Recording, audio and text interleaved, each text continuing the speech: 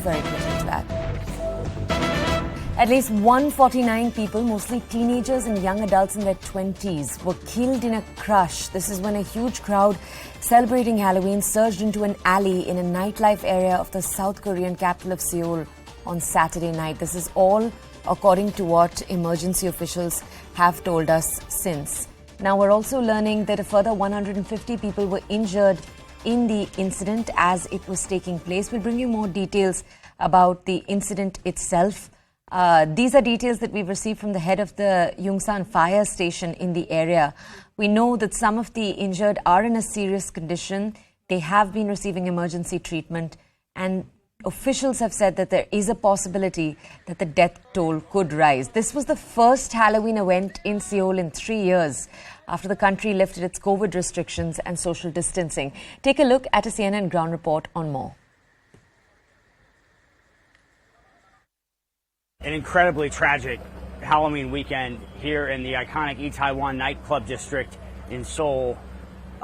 This is a row of stretchers that we initially thought were waiting for potential survivors of this incident at a Halloween party where thousands of people were packed into a relatively tight area. But in fact, we've now realized that these stretchers are being used to bring back bodies. And we've just seen body after body rolling past here.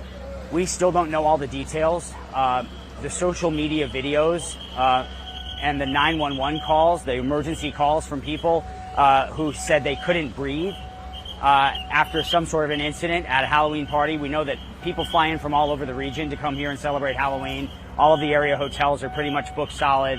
And on social media throughout the night, there were people in costume so tightly packed in the streets that it looked like they could barely move.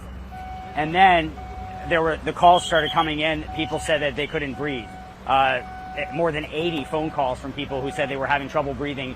And the fire officials out here have now confirmed that dozens of them died of cardiac arrest and perhaps other injuries sustained in some sort of what local media describes as possibly a stampede or a crush.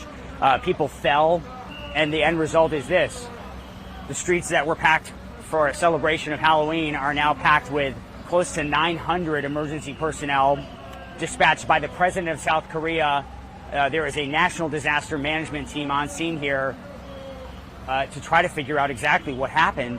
And right now, to bring out these bodies, many of them in their Halloween costumes, people who came out here to celebrate and are never going to come home. All right, that's been